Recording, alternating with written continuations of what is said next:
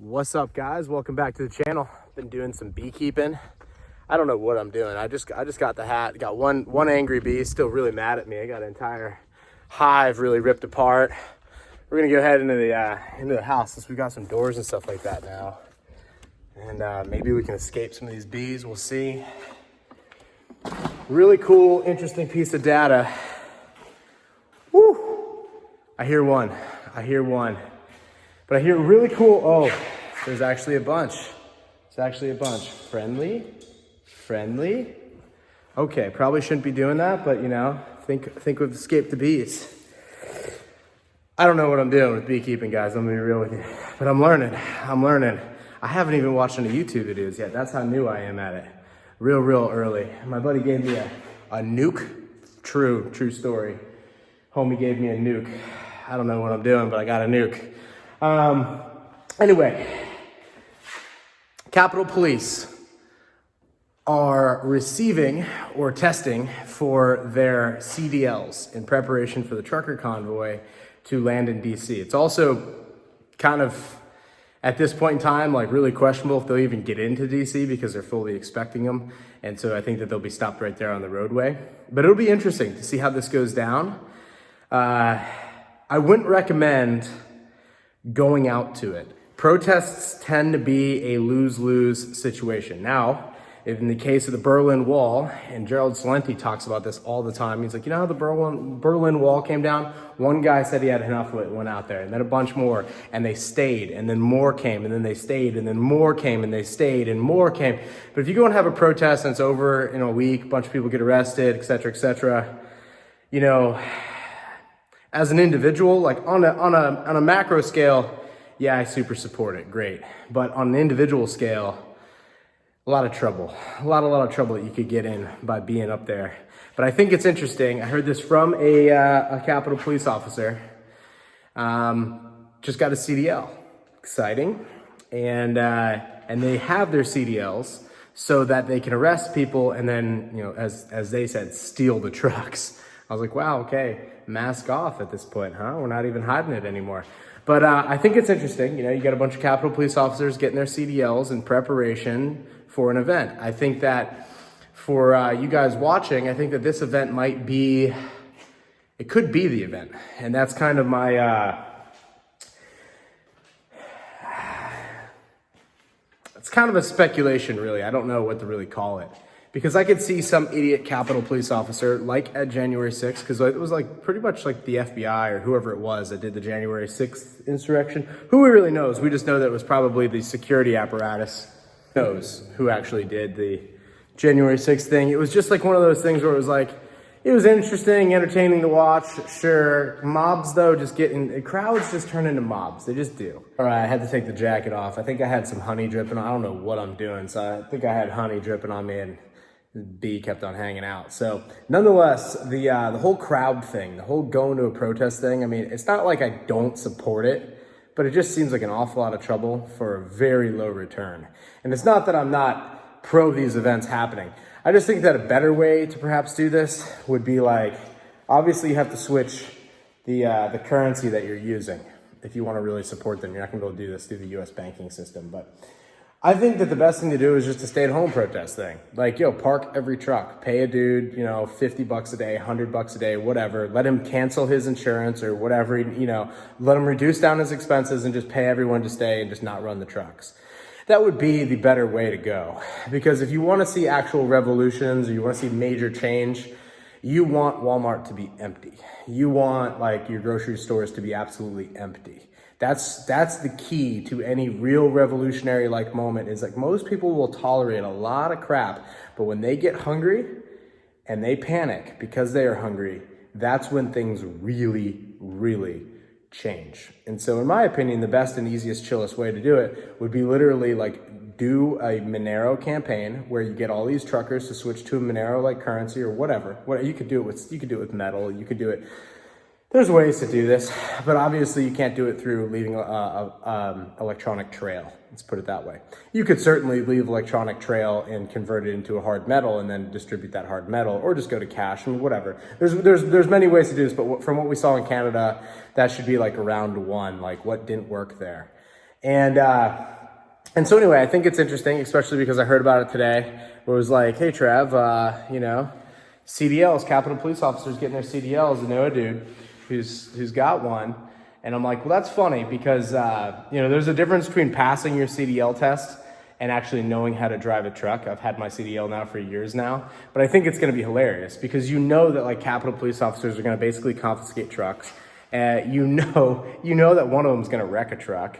You know that somebody's going to do something stupid and somebody likely is going to get shot. And that's when things are probably going to start to escalate really, really quickly here. A really good book, I link all the books below, The Fourth Turning. It's like one of the top books there. I would recommend everyone needs to read The Fourth Turning. I don't even know how many copies of The Fourth Turning I have purchased this year and given out. In the last 2 years, how many I've bought and just given to. It's like I give them out everywhere. But that's a book. The audio book is fabulous. The narrator on it's great. But that will really help you understand, give you like a conceptual mental model of what the hell is going on here. I've had videos on The Fourth Turning previously. You can search the channel for. I may just go ahead and make a new one where it's just kind of like a summary of The Fourth Turning. But I would avoid going to the trucker convoy in DC if I were you watching. I don't think that there's going to be a lot of pros that come out of that, though. There may be a lot of cons. If you are insistent on going to that thing, I would not carry a cell phone with me whatsoever. Oh, it's going to be turned off. No, it's not something you want to put on Facebook. You shouldn't even have a Facebook. If you do have a Facebook, you know, please share these videos because I don't have a Facebook, haven't for years. But like, you really shouldn't. We're appreciative of what they're trying to do, but the way to really do it is to just go on strike. That's the real way to do it. Don't block roadways and cause trouble and get arrested and all that stuff. Like just don't run your trucks. Like just park them and help create a movement to move people off of the government currency. And therefore they can't tax and they can't ship goods. And inflation will rip because there'll be a few truckers that will run, but it'll be very expensive. And the plebs will get really pissed. And that is the best way to go is like make sure that there's no food on the shelves. That's the real true way. Now, having a bunch of CNN vans out there and letting them spin a story on you, I'm not about it. I know there's a lot of YouTubers that are promoting the whole trucker convoy US thing, but I think it's interesting that the Capitol Police are getting their little CDLs. They're all ready for you and they're going to be, you know, driving your trucks. And I've got a video on CDL. It's one of my top videos on this channel from years ago. Which is like how to get your CDL. Well, Capitol Police know how to get their CDL. They watch my videos. So they've got them. And it's probably just not a decent situation to be a part of. So I would, you know, I wouldn't be going to any of these things. I mean, for all the way from like the summer of 2020 to now, like there's not a whole lot of good that's come out of these protest things. But when people go on strike and they just decide to not run the trucks, that could be a serious thing. But that would take a massive coordinated effort, and you would have to have a parallel financial system. You would essentially have to get people incentivized enough to be like, yo, we're not using this fiat currency anymore. We're gonna run a parallel currency, and that's coming. It's not quite there yet. So my speculation here, and though I hope I'm wrong on this, my speculation here is that they won't get into the Capitol. If they do, it'll be a somewhat violent way for them to get in. It's possible they could get in there. There's a lot of roadways. But nonetheless, when they do get in there, there'll be arrests and there'll be Capitol Police confiscating the trucks. And I just feel like with how retarded the Capitol Police are, and I've met quite a few. I lived in DC. These kids are a step above your neighborhood security guard. They're not really police officers. It's kind of a joke. But one of them, I'm almost certain of this, one of them will shoot somebody. And that will be interesting because at that point, the American public is going to have to really decide like how much further are we going to allow this government thing to go. And if you guys have been watching the channel for a while, you know I'm an ANCAP. I'm an anarchical capitalist. I don't see a single role of government. I don't see the use of it. I don't see anything that can't be done better and more efficiently at a lower cost in the private sector in a voluntary exchange. Some people would actually call like my political views there voluntarism or voluntarism or whatever, because anarchist is a dirty, or not a dirty word, it's a scary word. It means anno, which is without, and archis, which is hierarchy or leader. So it means without leader. I don't see there being I don't see it working out. You know, we had representative government.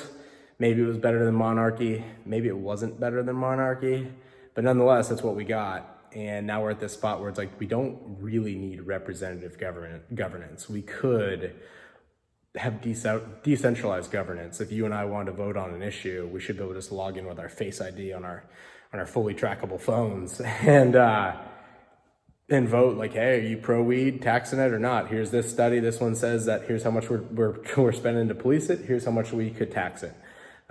Yes or no? Here's 5, you know, okay, yes or no, done. Should we raise or lower taxes? You know, should we do this? Should we do that? Like, I just don't see I don't see the need for Nancy Pelosi, or I don't see the need for any of it, really. So nonetheless, that's a super, like, very, very, like, less than 1% of the population believes in that. But anyway, thought it was interesting, the Capitol Police and their CDLs, and, well, they got them.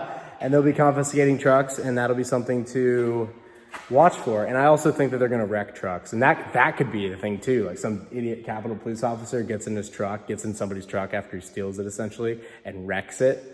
I could see things getting hot after that. I don't know, man. But until next video, guys, thank you for the likes, thank you for the comments, thank you for sharing this with a friend who might be on the way to the trucker convoy, and just be like, you know, Travis saying it's probably not the wisest idea that he's ever seen. But until next time, I'll see you down in the comments. Peace.